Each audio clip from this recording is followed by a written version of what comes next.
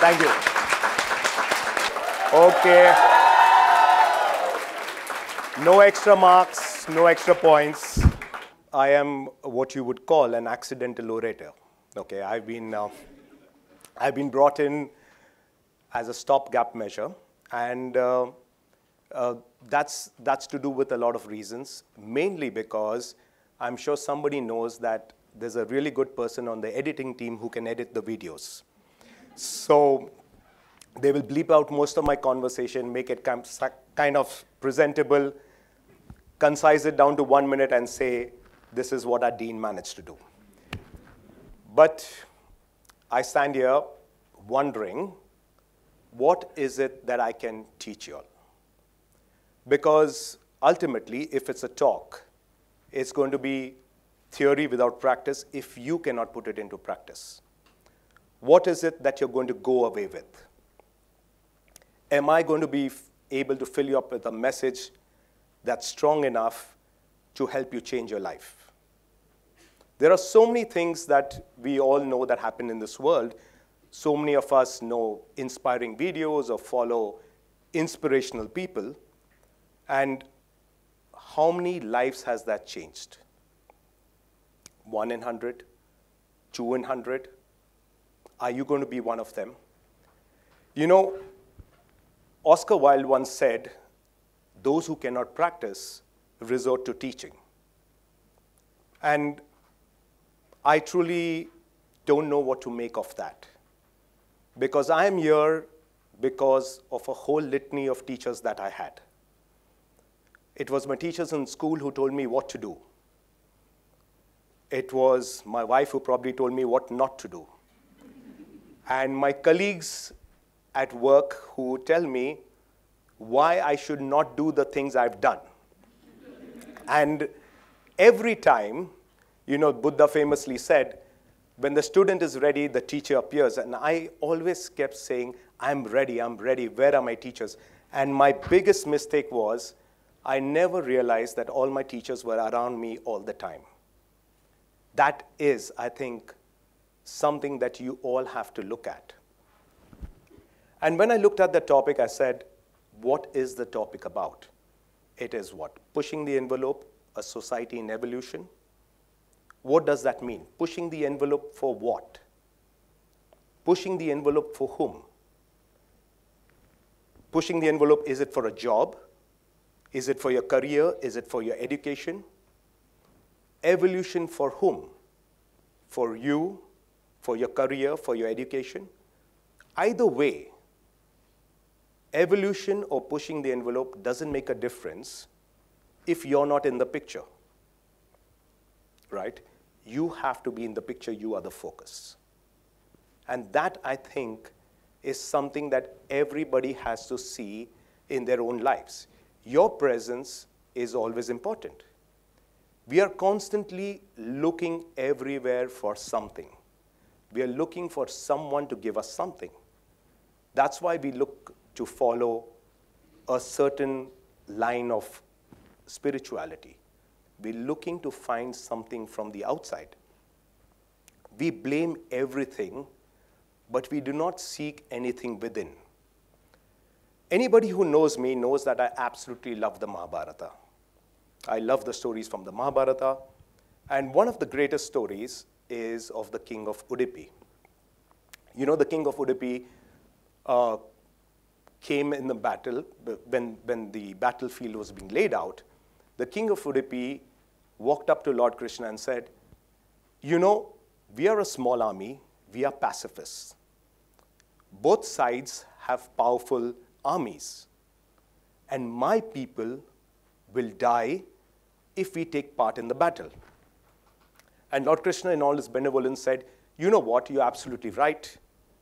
You don't want your people to die, so what I will do is, we will allocate the job of catering to you, because the armies have to eat.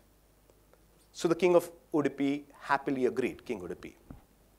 He happily agreed. And the story goes that everybody was very, very happy with the arrangements that were made for food and water, and everybody came and asked the king Udupi that how is it that you manage to make the exact amount of food that we require each day? And he said that I always, every evening, I serve peanuts to Lord Krishna, and then I count the number of shells in the bowl. If he has shelled 5 peanuts, that means 5,000 soldiers will die the next day. And accordingly, I account for that. If he shelled 8 peanuts, that means 8,000 soldiers are going to die the next day. Now, a lot of people translate this to mean the divinity of Lord Krishna, but Lord Krishna, we have the entire Bhagavad Gita to talk about his divinity. The way I look at it is there are 3 very, very distinct stories from this. The first is that even back then, 2,500 years ago, it was very, very important for them not to waste food. Very, very important. And everybody is amazed as to how food is not being wasted. Imagine you're in the middle of a battle. The entire country is waging war, but you're worried about food shouldn't get wasted. Second is, at the end of the battle, everybody gathered at just one place to eat food. The battle lines did not matter anymore. And to me, that's something so sacred about food, that food can cut across every boundary. It can make friends out of enemies. And the third, the most important part was, the king Udupi went out of his way, being a warrior. He was willing to subjugate himself to humiliation because of his people. And that's what the culture of being in a kitchen is all about. You always work for the person besides you. You always work for your team. You always work for the people who report into you. And that's what's so amazing about this story, because you can't care for others if you don't care for yourself. If you can't love others if you don't have love within yourself. And even sharing. I mean, there's something so pure about being a chef that imagine you spend your day cooking food for others. What could be more evolved a profession than that?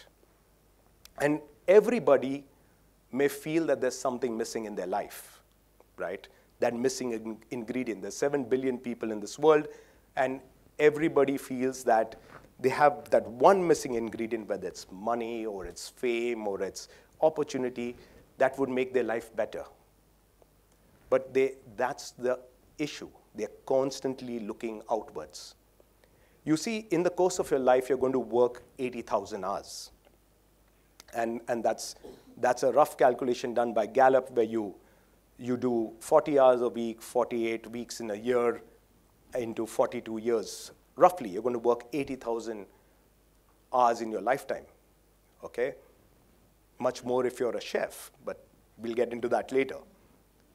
1 in 5 people hate their career. 88% people feel happier after a switch in career. Now, does it make sense if you are stuck where you're going to spend 40,000 hours being in a career that you hate?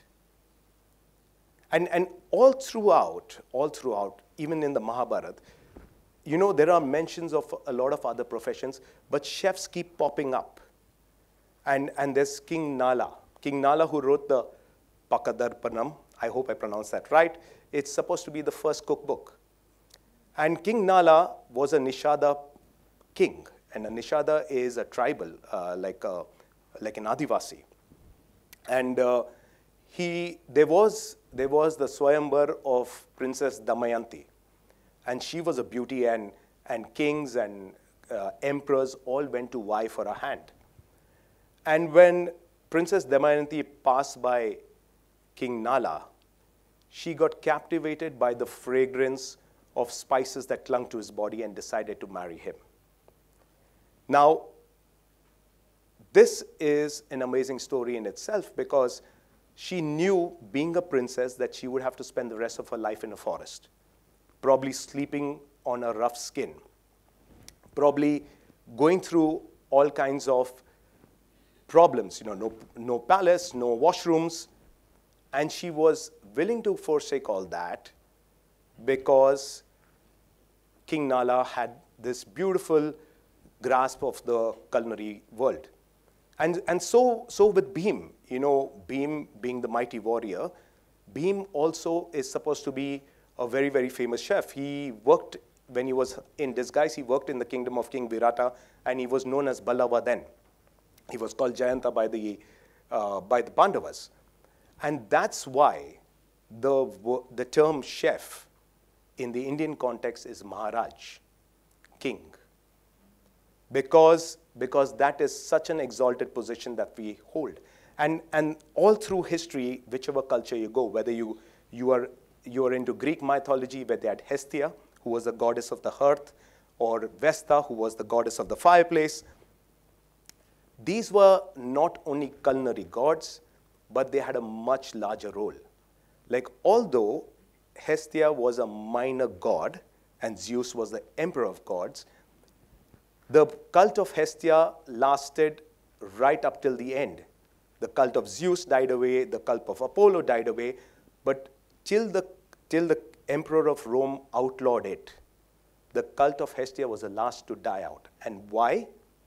Because food was considered integral to family. And that reminds me of a Chinese story of Zhao Shen.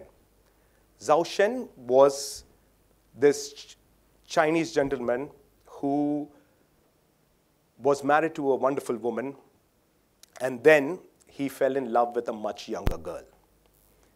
He had made a lot of money, and he left his wife to chase this much younger girl.